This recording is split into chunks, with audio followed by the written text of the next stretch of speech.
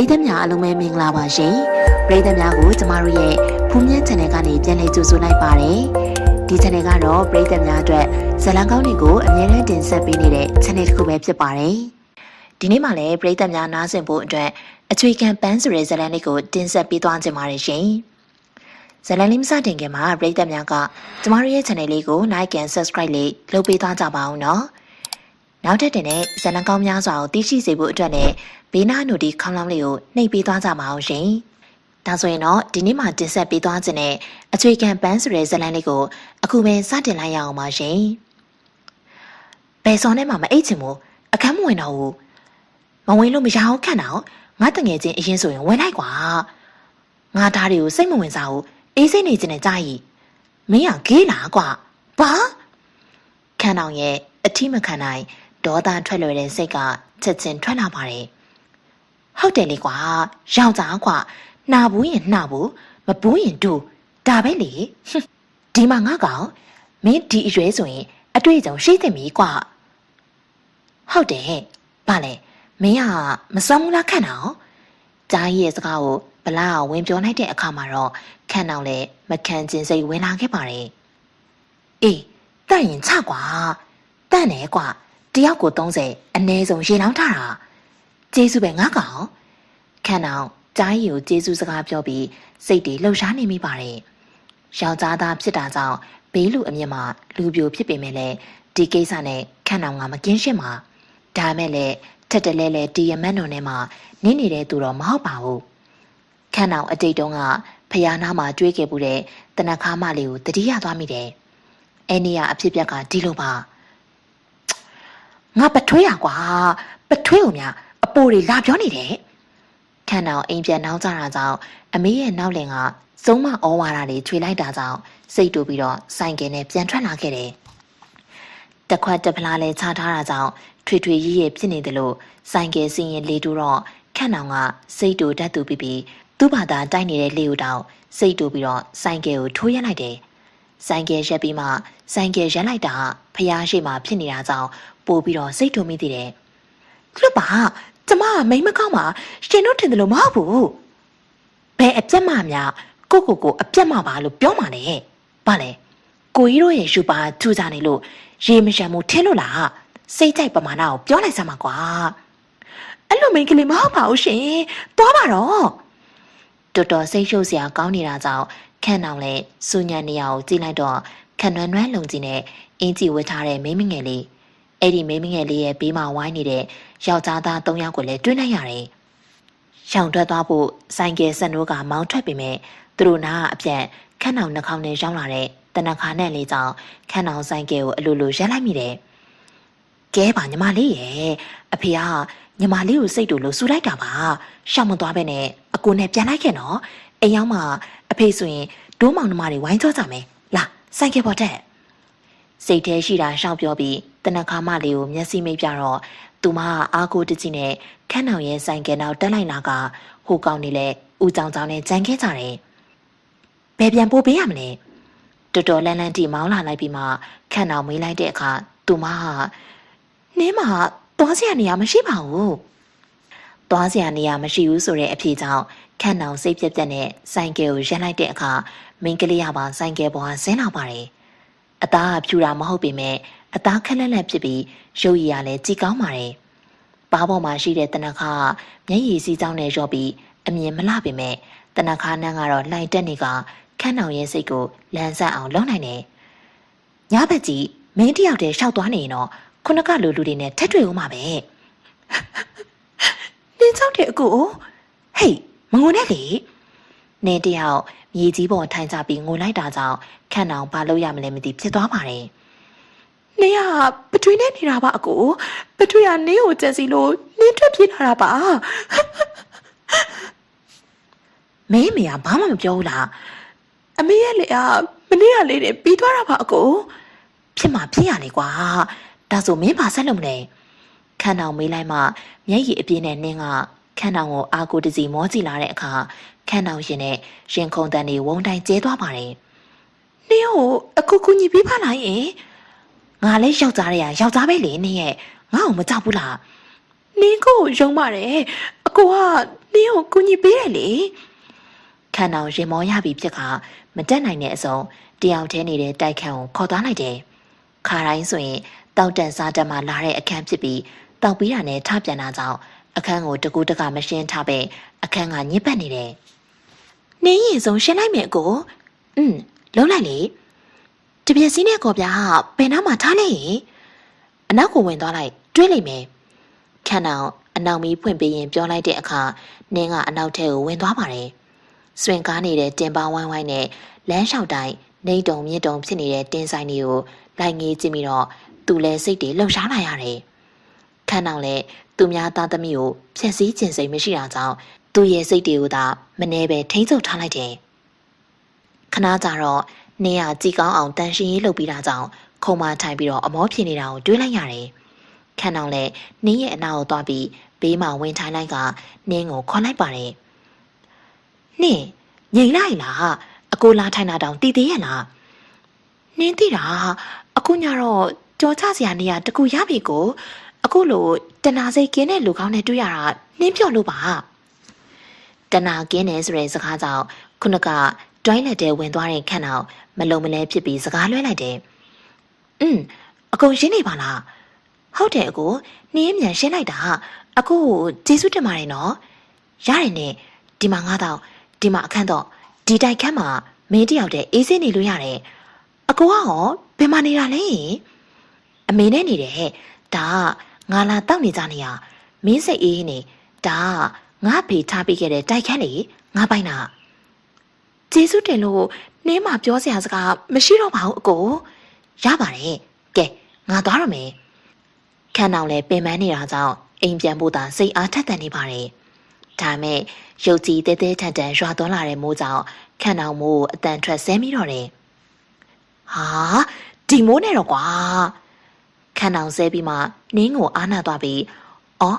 sorry နော်နင်းအကိုမိုးရွာတယ်ပဲပြန်လိုက်တော့မယ်ခန်းအောင်ထပြန်မို့လို့တော့နင်းကခန်းအောင်ရဲ့အနားကိုရောက်လာပြီးသူ့ရဲ့လက်မောင်းကိုသူမရဲ့လက်ကလေးနဲ့မရဲတည်းရဲ့လာကိုင်းမာတယ်မိုးရရွာရင်နင်းကြောက်လို့ပါကိုနင်းကိုအဖော်လုပ်ပေးလို့ရတယ်မလားယင်အမလေးခန်းအောင်ရင်ခွင်နဲ့နင်းပြစ်ဝင်ပြီးတော့ခန်းအောင်ရဲ့ခါကိုလာဖတ်ထားပါတယ်မိုးချင်းတာဒီလောက်ကြောက်ဖို့လိုလားလို့မေးလိုက်ချင်ပေမဲ့တုံနေတဲ့ခန္ဓာကိုယ်လေးဟာတကယ်ကြောက်နေမှန်တိတာတာကြောင့်ခန်းအောင်စကလုံးတွေကိုမျိုးချလိုက်တယ်နည်းနည်းကြတော့ခန်းအောင်နင်းကိုသူ့ရဲ့ရင်ခွင်ထဲကနေတွန်းထုတ်လိုက်တယ်နင်းကရှိုင်းကိုလိုက်ရတာကြောင့်ရင်အစုံကတင်ကနေတုံသွားပြီးခန်းအောင်ကိုအနေခက်အောင်လုပ်နေပါတယ်နင်းအခန်းထဲကိုသွားလိုက်တော့နော်အခုဘေးခန်းမှာရှိနေမယ်ဟုတ်ကဲ့အားရိုင်းချင်းနေတဲ့မိုးကထက်ချင်းလာတာကြောင့်နင်းလည်းထိုင်ချပြီးနားနှစ်ဖက်ကိုပိတ်ပြီးတော့အော်လိုက်ပါတယ်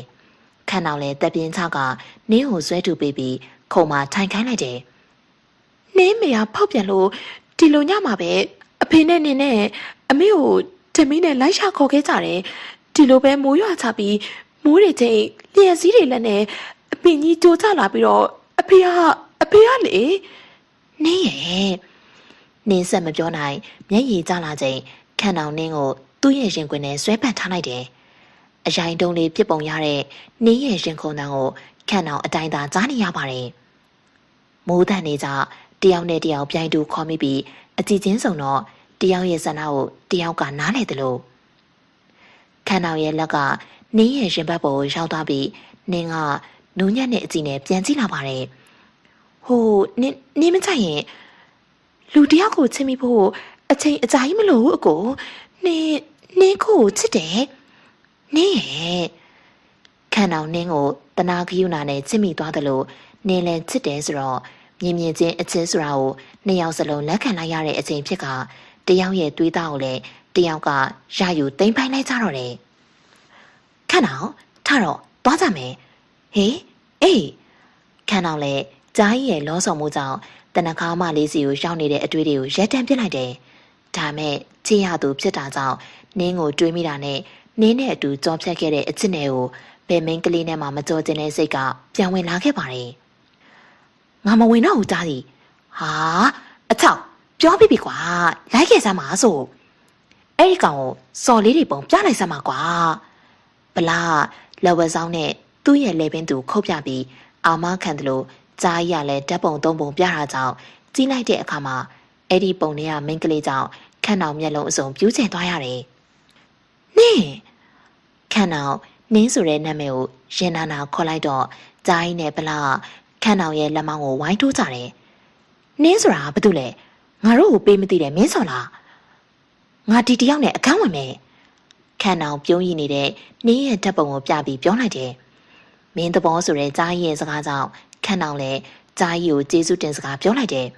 ။ဝင်းမင်းငါးကောင်တို့နောက်မှတေချာပြောပြမယ်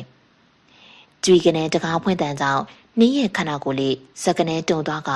ချစ်ခဲ့ပူတဲ့အကိုမျက်နှာကိုမြင်ရောက်ပြီးနင်းဘဝကိုစိတ်နာမိတယ်။ထောင်ကြားမှာတောင်မကြောက်ပဲ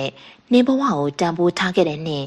အကိုပေါ်တစ္ဆာရှိကျင်မိတယ်။အခုလုံရကအကိုပေါ်တစ္ဆာဖောက်တယ်လို့ဖြစ်ပေမဲ့ဈေးရုံကလေးမော့ပက်လက်လေးဝေဒနာခံစားနေရတဲ့သားရဲ့မျက်နှာကိုမြင်ရောက်တော့နင်းရင်ဆိုင်ဖို့အစ်စ်မှာအဲ့ဒါကြောင့်ဖြည့်ဆည်းပေးရမယ်ဧည့်သည်ကိုညှို့တဲ့အပြည့်ပါတဲ့အကြည့်တွေနဲ့ကြီးလိုက်စဉ်အကိုနင်းမိမပြတ်မှာတန်မာတဲ့အကိုရဲ့လက်ကနင်းရဲ့လက်ပင်စီကိုရောက်လာပြီးနင်းထိုင်နေတာကိုအပေါ်ကိုဆွဲမှညှစ်လိုက်တဲ့အခါမှာတော့နင်းမျက်ပြူလန်သွားရပါတယ်နင်းအကိုရဲ့လက်ကိုဆွဲဖက်ရင်လှုပ်ပေးဖို့တောင်းဆိုတော့အကိုကသူ့ရဲ့လက်ကိုလှုပ်ကနင်းကိုကရင်မော်စောင့်တွန်းလိုက်တာကြောင့်ဖယိုဖယဲလဲကြပြီးနင်းရဲ့ခါစီကအောင့်တက်သွားရတယ်အကိုကတော့နင်းဝင်ထားတဲ့ဝစ်စုံအပေါကိုပြေကနေဆွဲပြစ်လိုက်ကဘလူးတကောင်လိုရုပ်ကြည့်ပြောင်းလဲသွားပါတယ်နင်းရှင်းပြပြစီအကိုမကြားချင်ဘူးတန်မိုးထားတော့ငါ့ကိုထားခဲ့တယ်အေးတန်မိုးကလည်းမင်းနဲ့မှမတန်တာကွာမင်းကပတ်စံပေးရင်ရတာပဲနင်းမျက်ရည်တွေကြားလာခဲ့ရပါတယ်ငါမျက်နှာကိုကြည့်စမ်းငါ့ကိုဘာလို့လှည့်စားခဲ့တာလဲနင်းရှင်းပြပါမယ်အကိုနင်းအခုရှင်ခွင်းမှာပျော်ခဲ့ရပြီမဲ့နင်းဈေးသွားဝယ်တော့နင်းရဲ့ပထွေကနင်းကိုပြန်ပြီးရှားတွေ့သွားတယ်ကိုနင်းကိုအတင်းခေါ်သွားပြီးတော့သူထပ်ပြီးကြံစီလို့နင်းသူ့ကိုတက်လိုက်မိတယ်ပြီးတော့နင်းအရန်ပူထူပြီးအဝေးကိုထွက်ပြေးသွားခဲ့တယ်နင်းကိုဆက်သွယ်ခြင်းပေမဲ့နင်းကိုခြေရခံမိမဲ့အရာဘာတကူမှမလုပ်ရဲခဲ့ဘူးလေအဲ့လိုနဲ့နင်းရွာတရွာကိုရောက်သွားပြီးတော့အကိုနဲ့ရတဲ့ကိုဝင်ရှိနေမှသိလိုက်ရတယ်နင်းကိုဆက်သွယ်ဖို့စူးစမ်းပေမဲ့နင်းကိုရဲတွေမိသွားပြီးတော့အပန်းခံလိုက်ရတယ်ကိုဝန်ဒါဆိုကိုဝင်ကရောနင်းသားလေးတယောက်ကိုပင်မမှုတွေကြားမွေးဖွားနိုင်ခဲ့တယ်နင်းရောက်သွားတဲ့ရွာအဘွားသားကိုစောင်းရှောက်ထားပြီးအခုသားလေးကဈေးရောက်မှာပါဘာခန္ဓာအလန်တစားထောက်တော့နင်းမျက်နှာလေးငဲသွားပါတယ်နင်းကထောင်ကထွက်လာတာဒီဘက်မဖြစ်သေးဘူးအကိုဒါကားနဲ့တိုင်ပြီလို့ဈေးရုံတင်လိုက်ရတယ်တဲ့ကားသမားကိုမမိလိုက်ဘူးနင်းသားအတွက်အလင်းလို့ဒီလို့ကိုလှုပ်ခဲ့မိတာပါအခုပေါ်မှာသစ္စာရှိခဲ့ပါတယ်အခုလက်တွေကြုံနေရတဲ့အခြေအနေကတက်သေးပါပဲခန့်အောင်ယောက်ျားတက်မဲ့မျက်ရည်တွေစီးကျလာခဲ့ပါတယ်တားအတွက်စိတ်ပူရလားနဲ့အသက်အနေရတော့မရှိတော့ပါဘူးအကိုဒါမဲ့နင်းစရုံမှာကုန်ကြငွေတော်ပါတော့နင်းရဲ့ခန့်အောင်လည်းနင်းရဲ့နှခမ်းကိုစုပ်ယူနမ်းဆိုင်လိုက်တယ်နင်းရဲ့ပါဇက်ကထွက်လာတဲ့စကားတိုင်းကခန့်အောင်ရဲ့ရှင်ကိုဓာတ်နဲ့မွန်းတယ်လို့ဖြစ်နေပါတယ်ကို့ပေါ်သစ္စာရှိတဲ့နင်းကောင်မှအကြောင်းရင်းမသိပဲမောင်းကကြမ်းတမ်းခဲ့မိတယ်ဒါအတွက်လည်းဒီအချိန်ထိဘာဖခင်တောင်းဝမှမကြေခဲ့ပါအကိုမယုံရင်တောင်းကိုအကိုတောင်းဟုတ်မဟုတ်စစ်စစ်လို့ရပါတယ်အကိုနင်းရဲ့ခန့်အောင်နင်းရဲ့ပါပြင်းလေးကိုတယူတရာနမ်းဆိုင်လိုက်တော့တယ်ခန့်အောင်ရဲ့သားဘသူသားလဲလို့မေးရလွတ်အောင်ခန့်အောင်နဲ့ရုပ်ချင်းတူတယ်အမေရဆိုရင်ခန့်အောင်ရဲ့သားသူ့ရဲ့မိကိုချင်မဝငေးမဝဖြစ်နေပြီးနင်းကိုလည်းအထက်ထက်တောင်းပန်ရတယ်ဘာစစ်စီမှုမှလုပ်ဖို့မလိုအပ်ပေမဲ့နင်းက DNA စစ်ပြီးသားခန့်အောင်ရဲ့သားပါဆိုတာကိုသက်သေပြုတယ်နားလည်မှုအပြည့်နဲ့ပျော်စရာမိသားစုစုံစည်းရပြီးမင်္ဂလာပွဲကိုလည်းသားနေကောင်းတာနဲ့ခံခံနာပြန်ကျင်းပဖြစ်ခဲ့ပါတယ်ညပိုင်းမှာတော့မဆိုရင်ရင်မတောင်မကြိုက်တတ်ဘူးလို့ထင်ရတဲ့လူပြိုသွေးခန့်အောင်ရဲ့အိမ်အောင်တဲ့ဖခင်ဘဝအတွက်တငယ်ချင်းအပေါင်းကိုအစာအသောက်ဝိုင်းနဲ့ပြုစုရတယ်စိတ်တိုင်းကြအဖော်ပြုပေးပြီးခန့်အောင်အိမ်ပြန်ရောက်တော့ည7:00 နာရီကျော်နေပါပြီဖေဖေဟာတာမအိတ်သေးဘူးလားကွာအကိုနဲ့နင်းသားမှာအိတ်ချင်နေဆိုပြီးစောင့်နေတာအကိုရဲ့သိမရဘူးလေအကိုကိုဖုန်းဆက်ရောပေါ့နင်းရဲ့နောက်ကျနေပြီကဲလာတွားကြမယ်ခ ခန်းအောင်သားကိုပွေးကြည့်ပြီးအခန်းထဲကိုဥအောင်ဝင်လိုက်တယ်။နေက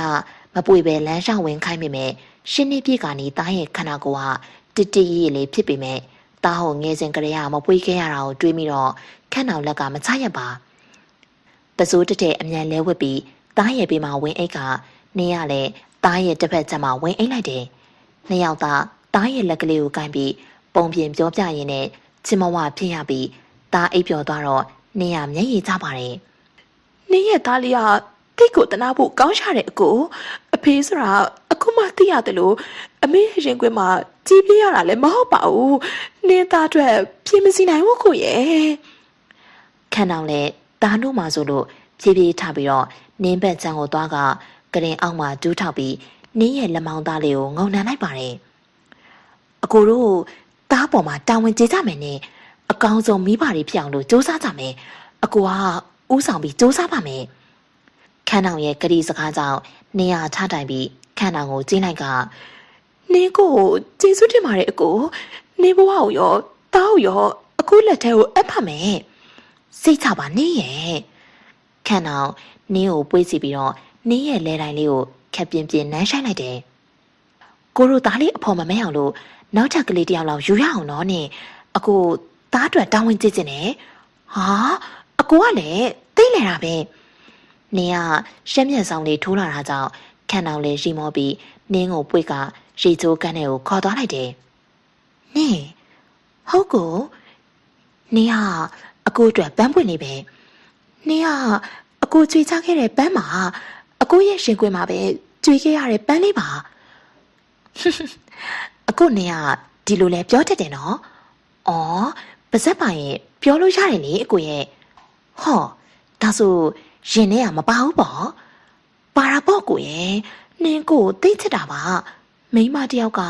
သူ့ယောက်ျားကိုအရန်ကျင်မွေးတဲ့ကလေးကအဖေနဲ့ရုပ်တူတယ်လို့အဆိုရှိကြတယ်လေအကိုသားကိုပဲကြည့်ပေါ့လို့ဟုတ်သားပဲသားအကိုနဲ့ချွတ်စွပဲနင်းကိုချစ်လားဆိုတာကိုပြောပြဖို့အထူးမလို့တော့ဘူးနော်အကိုနင်းရဲ့ခန်းအောင်နင်းကိုတင်းနေအောင်ဖတ်ထားလိုက်တယ်အိမ်တော်ဦးစီးပြပြတတနဲ့နင်းကိုထိပါလာသူမှန်သမျှကိုသူရင်ဆိုင်ရတော့မယ်နင်းနဲ့သူ့ရဲ့ကဘာမှာတားပြင်နောက်ကလေးလေးတွေနဲ့ပျော်စရာကောင်းနေတော့မှာပါပရိသတ်တွေအားလုံးအတွက်အခုတင်ဆက်ပေးခဲ့တာကတော့အချွေခံပန်းဆိုတဲ့ဇာတ်လမ်းလေးပဲဖြစ်ပါတယ်နောက်ရက်များမှာလည်းအချစ်ဇာတ်လမ်းကောင်းများစွာကိုတင်ဆက်ပေးသွားမှာဖြစ်လို့ပရိသတ်များကကျမတို့ရဲ့ channel လေးကို like and subscribe လေးလုပ်ပေးသွားကြပါဦးနော်ဒီနေ့မှနားဆင်ပေးခဲ့ကြတဲ့ပရိသတ်များအားလုံးကိုကျေးဇူးအထူးပဲတင်ရှိပါတယ်အားလုံးပဲကောင်းသောနေ့လေးဖြစ်ကြပါစေရှင်